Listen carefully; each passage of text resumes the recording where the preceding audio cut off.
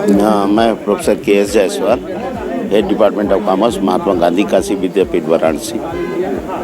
Sir किस तरह से बजट को आप देखते हैं? ये बजट मैं एक अर्थशास्त्री और आयकर एक्सपर्ट होने के कारण ये सोच रहा था कि कहीं न कहीं चुनावी झलक मिलेगी, लेकिन ये कोई चुनावी झलक नहीं है और ये एक तरह से दीर्घकालिक बजट कहा जा सकता है। दीर्घकालिक योजनाएं हैं और मैं एक एजुकेशनिस्ट होने के कारण ये कहना चाहूँगा कि 1+1 चैनल का कार्यक्रम जो किया गया है कि एक चैनल से 200 चैनल तक जुड़ेंगे, बच्चों को ऑनलाइन कार्यक्रम होगा।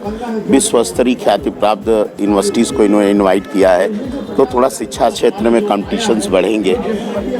उसके अलावा इन्होंने 1 से 12 तक की रीजनल नई एजुकेशन पॉलिसी 2020 के संदर्भ में रीजनल क्षेत्रीय भाषा में एजुकेशन को बढ़ावा देने की बात कही है और ये सब बात का है। दूसरा, क्रिप्टो करेंसी को इनडायरेक्ट रूप से इन्होंने स्वागत किया है। अगर कोई डिजिटल करेंसी में इन्वेस्ट करता है तो 30% टैक्स लगेगा और वह गिफ्ट भी किसी को करता है तो उसको भी 30% टैक्स देना पड़ेगा।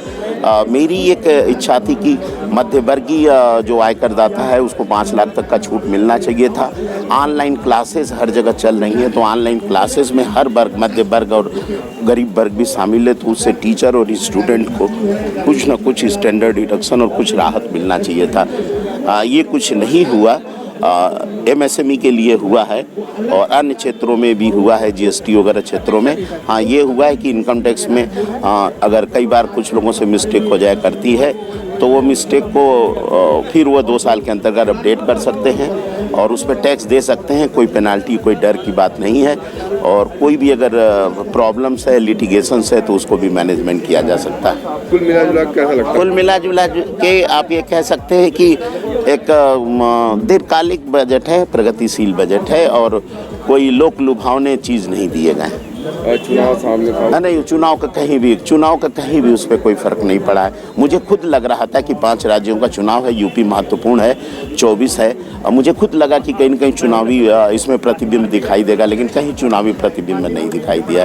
देखा, प्रधानमंत्री और वित्त मंत्री को मैं बधाई दूंगा कि उन्होंने कड़े स्टेप उठाए हैं और दीर्घकालीन परिणाम को ध्यान में रखकर इन्होंने बजट प्रस्तुत किया। Thank you. डिजिटल इंडिया का digital new platform live VNS पिछले 7 वर्षों से बनारस की सेवा में। पाइए बनारस के कोने कोने की खबर निष्पक्षता के साथ। लाइव VNS से बनारस की ताज़ा तरीन खबरों के लिए प्ले स्टोर से डाउनलोड कीजिए लाइव VNS ऐप या फॉलो कीजिए लाइव VNS को सोशल मीडिया पर।